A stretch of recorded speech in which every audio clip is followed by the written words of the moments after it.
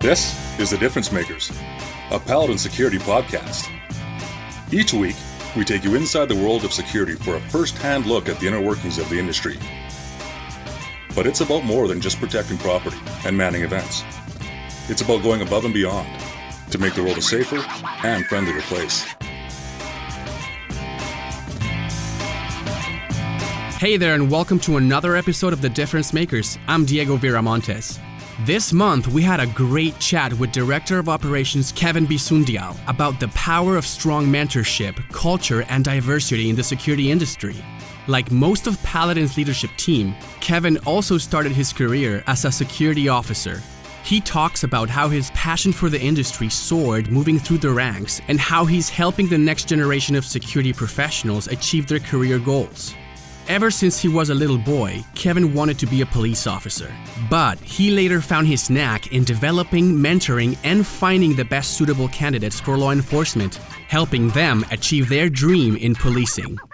Hey Kevin, thanks for being here in The Difference Makers. It is such a pleasure to have you here.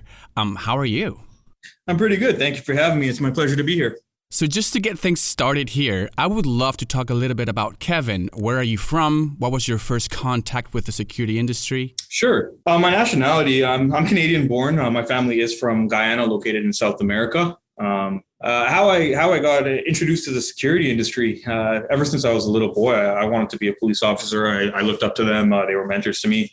So that was my aspiration. So as I went through the private security investigative services program over at Durham College, the professors consistently spoke about getting into the security industry to gain some life experience, and more prominently in a healthcare position. They said that the recruiters that they worked with, and some of them were recruiters, really valued the experience that you got from the mental health experience that you got from working at the hospitals. Mm-hmm. So right when I graduated, I figured I need to get into security, and I typed in healthcare security in Ontario, and Paladin security blew up all over my screen. Yeah. I said, well, it seems like they're the leaders in security. This is where I need to go. So I applied, and shortly after I got an interview, and I found myself sitting in Paladin's training with Paladin's now national training manager, Jason Magnalis. And shortly after that, I found myself over at the Scarborough Hospitals as a patrol guard, as a frontline security guard. And that's really where I got my start in the industry. Amazing. That was actually going to be my next question. Like, how did you run into Paladin? But that was quite interesting how you suddenly ran into it and went into it and started as a security officer. I like that. On that note, I'd like to talk a little bit about your progression, your journey with Paladin. You are Director of Operations in Toronto, correct? That's correct. And you've been with the company around 10 years. So your first role with Paladin was a security officer. Tell me a little bit about the roles in between you as a security officer and now becoming Director of Operations. Walk me through that path. Yeah, absolutely. So I got into the security officer role, and I was there for about a year and a half. And then the position of shift supervisor opened up. Mm-hmm. I applied, and I was lucky enough to get that opportunity, and I loved it. I loved having the sense of accountability and working with the team and starting to get introduced to leadership. Mm-hmm. So I spent about 2 years as the shift supervisor, and then was lucky enough to actually be promoted to the security coordinator for the Scarborough Health Network, overlooking their 2 campuses. And I spent about 3 years in that role. And I think that's really where I got my knack for leadership and kind of leading a multi-campus team and leading remotely because I couldn't be everywhere at once, and really understanding what it means to be a leader and what it means to be a positive leader to really drive your team to excellence, for lack of a better word. And I spent about 3 years in that capacity before the opportunity of client service manager came my way. And I was lucky enough that I was selected to be the client service manager for our Eastern Toronto at that point. Yeah. Primarily overlooking healthcare accounts at that time. And that's really where my love for the industry really soared. And I realized at that point, I no longer want to be a police officer. I more so want to start helping people who are aspiring to get into law enforcement. Right. I found that as my knack. I started seeing that I had kind of a natural skill set for leadership, and I was seeing the success behind it. And the team that I worked with, not only the team that reported to me, but the team that I reported to, really helped me along the way to show me that there's definitely a career in security. So that's from that point, I really set my eye on, okay, I want to grow with Paladin. I want to really dive in and be a part of that promote from within philosophy. Yeah. And I knew it was possible because I looked around me, and the people that were my leaders, they did that. They were that walking, talking, promote from within example. So there's two people that come to my mind: Sandeep Kellen, he's now the Senior Director of Program Development and Enhancement, and Blair Davenport, he's Executive Vice President for Eastern Canada. Both of them were frontline security guards at one point, and they kind of shared the same journey I did. So I knew there was the possibilities were endless. I knew the growth opportunities were there. So I took advantage of that, and I asked for help. I asked for what I need to do to continue elevating myself, both professionally and personally. And about 2.5 to 3 years in the CSM role, the position of senior CSM was awarded to me. And at that point, I had the responsibility of supporting the new CSMs, supporting the CSMs that are coming into the organization and helping them grow and helping them understand what it really means to be a client service manager and what the job entails. I spent about another year and a little bit in that role, and the director of operations for Toronto opened up, and I was once again lucky enough that I was able to get the position of director of operations for Toronto, and I'm approaching my 1 year mark in this role now. And I love it. I love being a part of the growth within Toronto. Yeah. I love working with the CSMs. I'm working even closer with my mentor, Blair Davenport. And I tell you, I think he was a really big part of my development. Him and Sandeep, like I mentioned, they really gave me the tools that I needed to be successful. And now, working with them, that's amazing. Really what's driving me to continue. That's super cool. That's really great to hear. Tell me a little bit about what a director of operations does. Walk me a little bit through what a director of operations does every day. Well, every day is different. My day is very far from uniformed. Yeah. In the security world, there's quieter days and there's some days that are extremely busy. But my kind of everyday kind of roles and responsibilities, I'm directly responsible for the fiscal success of the Toronto branch, meaning that I look over the finances for Toronto.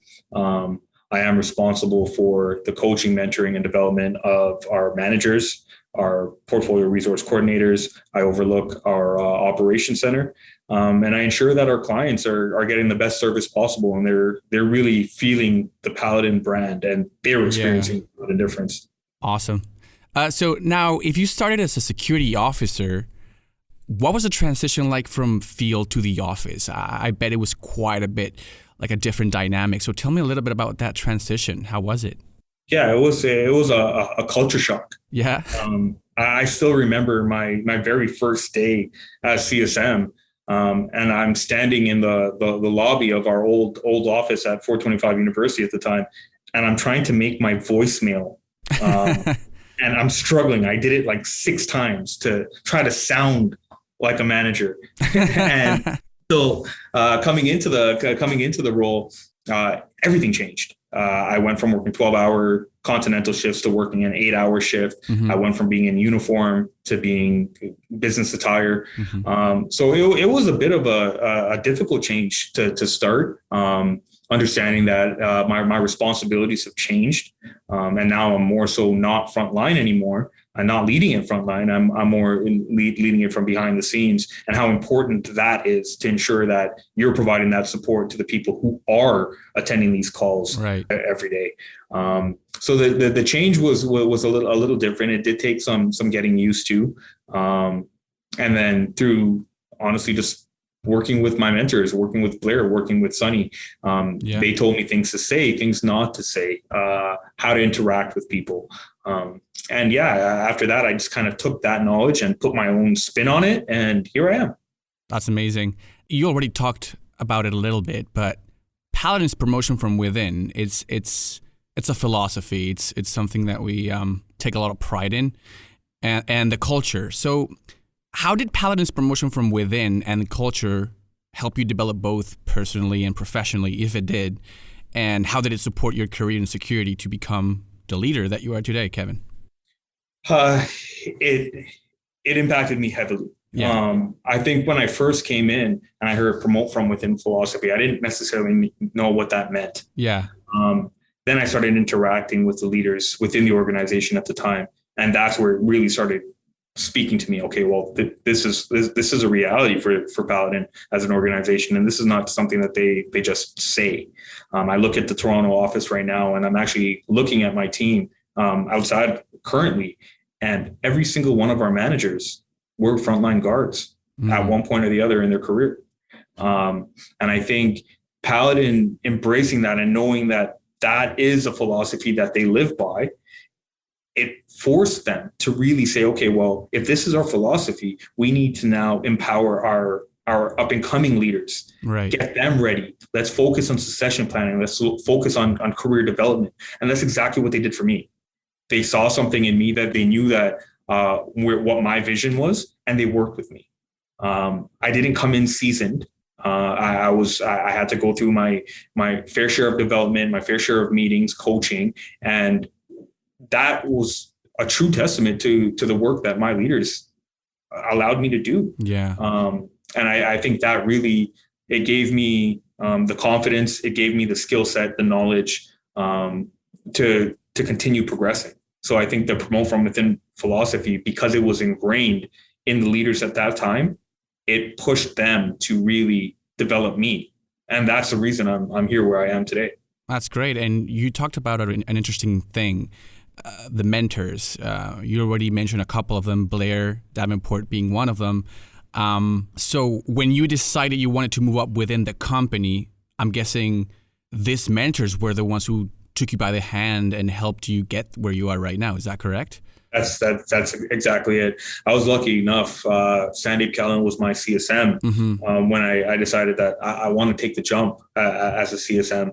And he really, he brought me into the office. We sat down. He spoke to me on exactly what I need to do to build the skill set and to kind of fit the criteria that they were looking for as in a CSM at that time.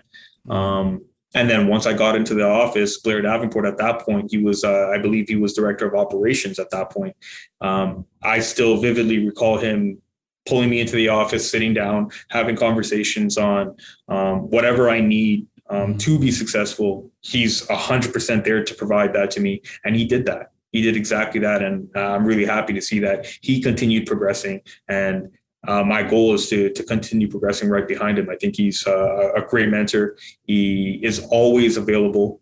So he really, if there's anything that you need help with, although he's extremely busy, he will always make time for you to if it's venting, if it's whatever it is, he's there to lend a helping hand. And so I think the mentorship is extremely important. And I think we have a very, very strong foundation of mentors within the organization that's going to help our future leaders to get to these positions as well. I think I agree with you in that 100%. Now, let me go back a little bit. At some point, you said that you wanted to become a police officer, right? At some point. Yep. Now, what made you decide, what made you stay in the security industry, and how did it become this passion / career for you? I think the first, for me, the first kind of wow was as a shift supervisor. I had hired a guard to work with us at the Scarborough hospitals at the time. And during their interview, they spoke about their dreams of being a police officer and coming here to gain that experience. And they worked with me for 3 years, I believe it was.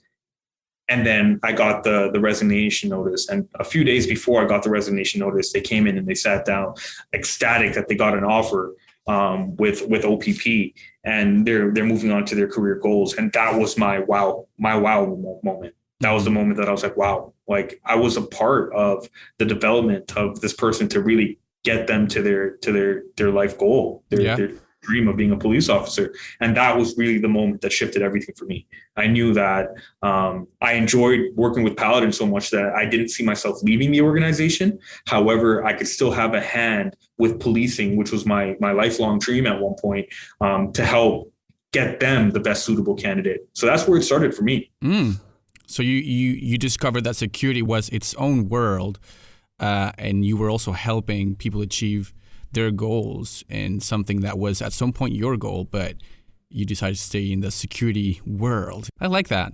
Now, in this path, you started as a security officer, and you probably got a lot of training, and Paladin's training is something very unique. The trainers and the programs, the manuals, the coaching is very, very unique. It really stands out from others in the industry. Through your trainings and courses and mentorships and everything that we just talked about, what kind of knowledge, skills, and tools did you gain that boosted your career? And do you still use some of these skills that you learned today? I would say patience, composure, compassion were my three major kind of life skills that I took out of the training that Paladin provided me. Working in the hospitals, you needed a high level of all three of those components. And like I said, I think for me, when I first came into the security industry, I wasn't a very patient person. I was 19 years old, maybe 20 at the time, and for me, I was still trying to find myself. So really taking those skill sets and honing in on them and developing them to the level that I have now. It's something that I took with me right through my career with Paladin, and that really I use it every day to get by my day-to-day routine, right? Whether that's working with a client or a CSM or another director or whatever the case is, right? So I think those three pillars were what I took away from the very first day one in the Paladin training to where I'm at now. Right. And it's funny you mention it. Previous guests on the podcast have mentioned that they were not quite confident when they arrived to the security industry. They were not quite confident in taking their skill set to the next level or taking the next step in their careers until they joined Paladin. And a lot of like the leaders and the trainers kind of pushed them to gain that confidence and, take the next step. It's a constant. I like to hear that. So now let's talk a little bit about the culture. We have so many staff members with different stories and diverse cultural backgrounds that make what we call the Paladin family. And the Paladin family has such a rich and award-winning culture. What do you think about working with such a diverse team? I mean, has this helped you grow in any way, or are there any experiences you'd like to talk about? It's amazing. I think the culture to me is conversations. Yeah. And the amount of conversations we have on what our people need, even at the senior levels, it's honestly so refreshing. We never really forget the frontline people because that's where it really matters. And working and being a part of that it's actually like I have no more words to say, but it being amazing. I think a big piece behind this is a sense of inclusion. And for our organization, every member of Paladin needs to feel that sense of inclusion. It's extremely important to us. It's extremely important to our brand. And because of our strong support and our strong kind of involvement with diversity and inclusion, I think that allows for that. I look at the Toronto office and Toronto being such a diverse population, and we have all walks of life working with us. I have members from the LGBTQ plus communities. I have minority members, and it's such a great mix of inclusion, right? That anyone stepping through into our doors would never feel out of place. Do you think diversity has contributed to Paladin's strength as a company in a way? Absolutely. Yeah. Absolutely, I do, because I think the diversity that we have around us, it leads to a sense of comfort. Right. And with a sense of comfort, it leads to a more sincere approach to what we do. We're not working off of a script. Mm-hmm. We're working off of sheer feeling, emotion, care, and we're allowed to be ourselves. And I think with all of that, it really allows for a comfortable work environment. That's great. Yeah, I totally agree with you. Now, while on the subject, May is Asian Heritage Month in Canada, which is an opportunity to recognize the contributions that Canadians of Asian descent have made and continue to make to Canada's growth. It's also a time to acknowledge the many achievements of people with diverse cultural backgrounds, right? This year's theme for Asian Heritage Month was continuing a legacy of greatness. I couldn't help but connect your growth and your journey with Paladin with this phrase, you having South Asian heritage. What does this mean to you, continuing a legacy of greatness? I think I'm extremely honored to start. I'm extremely honored to have South Asian descent, and I'm extremely honored to be representing the culture the way I am, and Paladin obviously has an extremely big part to play with that. I don't necessarily think that culture alone will get you to where you need to be. There's quite a few other pieces that need to play a part of that, but I think being a representative of like I mentioned, the South Asian descent. It's extremely empowering. It's extremely it's an amazing feeling to be representing my culture to the standard that I am currently, and I'm really excited for any other members of the South Asian descent that is reading or listening to this podcast to feel empowered as well. I think I did mention ethnicity is not absolutely everything, but I do believe that having strong cultural roots and embracing that throughout every kind of position that you go into will really speak strong volumes on your character. Don't lose where you came from. Mm-hmm. That's amazing. All right. Now, I am going to ask the typical question. What are the things that you love the most about working at Paladin? What inspires you every day, Kevin?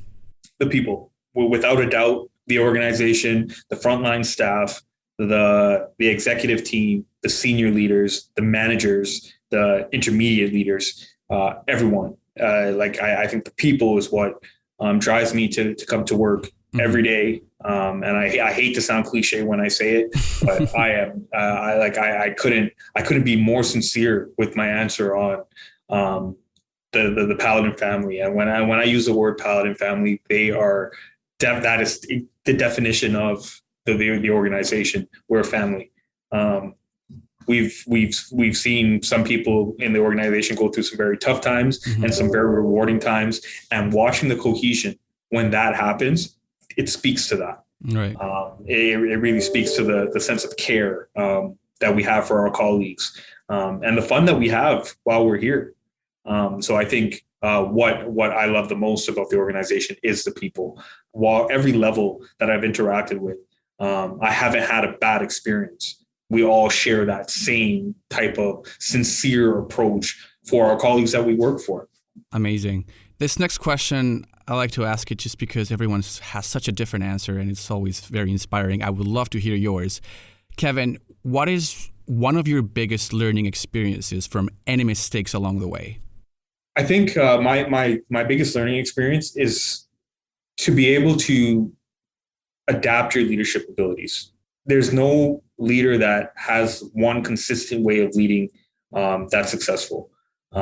Being able to identify strengths and weaknesses and how you need to lead people within your team is extremely important to be able to get the most out of your people.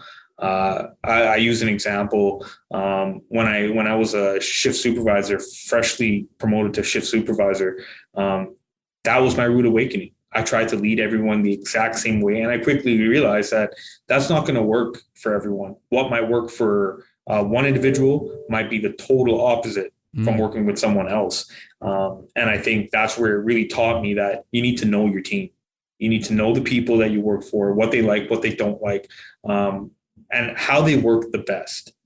And I think further to that, being able to build a connection with them so that they know that you're not all about just pushing the paper. Right. You do care about their well-being. You do care about their growth, their professional development. So that was really my learning curve for me, was not trying to lead everyone the exact same way, because it just doesn't work. Right. That's a really good learning experience. What piece of advice would you give to someone looking to move up their ranks just like you did and become the leader in the security industry that you are today? Although the finish line may seem very far, it really isn't that far. You need to not be scared of the work. It's going to be a lot of work ahead of you. However, it always pays off. You need to be dedicated, motivated, and honestly, and I'll openly say this, you don't need to be the most intelligent person to climb ranks. You need to have hard work. You need to be a very strong work ethic. You need to be dedicated and motivated. And I think your hard work will get you to the finish line. So don't give up on your dreams and never count yourself out. I think those are the main pieces to look at, and never think it's too far to get to. Things take time, and great things happen with time. So yeah, I think that's my biggest advice. That is really good advice. Work hard. Yeah, I like that. Now, what is next for Kevin? What is next for Kevin professionally? What are some of your short or long-term goals in your career? What's next for Kevin with Paladin? I've always had a dream of continuing to follow one of my mentor, Blair Davenport's footsteps. Mm-hmm. So I do want to continue progressing with alongside Blair. I want to get to the VP level. I want to hopefully get to the executive vice president level. That's my kind of goals with Paladin. My short-term goals is to continue pushing the needle on the level of excellence that we currently provide to our customers, and progressively just continue going through on a branch at this moment. Kevin, this has been an amazing conversation. I've learned so much from our chat. I hope that everyone listening learns the same. This was amazing. Thank you so much for doing this, and we'll be talking soon. Not a problem. Thank you so much, Kevin.